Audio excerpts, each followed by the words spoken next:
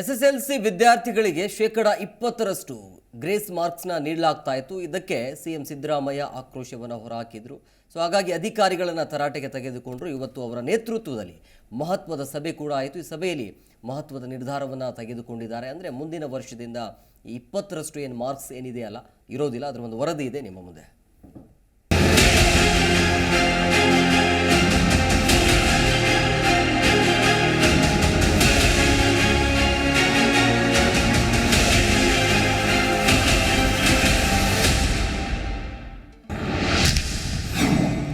SSLC grace marks ನೀಡಿದ್ದಕ್ಕೆ CM DCM ಗರಂ.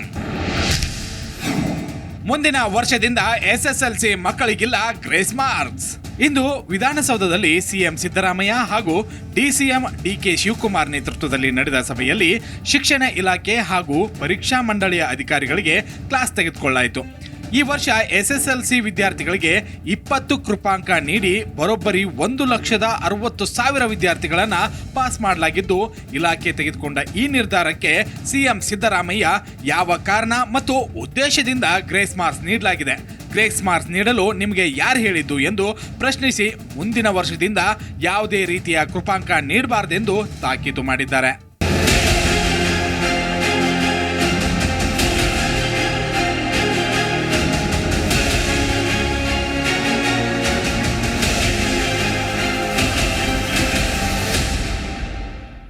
ಇನ್ನು ವಿದ್ಯಾರ್ಥಿಗಳು ಅವರ ಅರ್ಹತೆಯ ಆಧಾರದಲ್ಲಿ ಪ್ರಗತಿ ಸಾಧಿಸಬೇಕು. ಗ್ರೇಸ್ ಮಾರ್ಕ್ಸ್ ನೀಡಿದರೆ ಸ್ಪರ್ಧಾ ಸಾಮರ್ಥ್ಯ ಕಡಿಮೆ ಆಗತ್ತೆ. ಕಡಿಮೆ ಅಂಕ ಪಡೆದರೆ ವಿದ್ಯಾರ್ಥಿಗಳು ಅನರ್ಹರ. ನಾನು ಕೂಡ 300 ಅಂಕ ಪಡೆದಿದ್ದೆ, ಹಾಗೆಂದು ನನ್ನನ್ನ ಅಸಮರ್ಥರು ಎನ್ನುತ್ತೀರಾ ಎಂದು ಅಧಿಕಾರಿಗಳನ್ನ ಡಿಸಿಎಂ ಡಿಕೆಶಿ ಪ್ರಶ್ನೆ ಮಾಡಿದ್ರು. ಈ ಬಗ್ಗೆ ಮಾತನಾಡಿದ ಶಿಕ್ಷಣ ಸಚಿವ ಮಧು ಬಂಗಾರಪ್ಪ, ಈ ವರ್ಷ ಮಾತ್ರ ಗ್ರೇಸ್ ಮಾರ್ಕ್ಸ್ ಕೊಡಲು ತೀರ್ಮಾನ ಕೈಗೊಳ್ಳಲಾಗಿತ್ತು. ಮುಂದಿನ ವರ್ಷದಿಂದ ಗ್ರೇಸ್ ಮಾರ್ಕ್ಸ್ ಇರಲ್ಲ. ಪರೀಕ್ಷಾ ನಡವಳಿಕೆ ಸರಿ ಮಾಡಲು ಕ್ರಮ ಕೈಗೊಳ್ಳಲಾಗಿದೆ. ಈಗ ಕೊಟ್ಟಿರುವ ಗ್ರೇಸ್ ಮಾರ್ಕ್ಸ್ ನಲ್ಲಿ ಯಾವುದೇ ಬದಲಾವಣೆ ಇಲ್ಲ ಎಂದು ಸಚಿವ ಮಧು ಬಂಗಾರಪ್ಪ ಹೇಳಿದರು.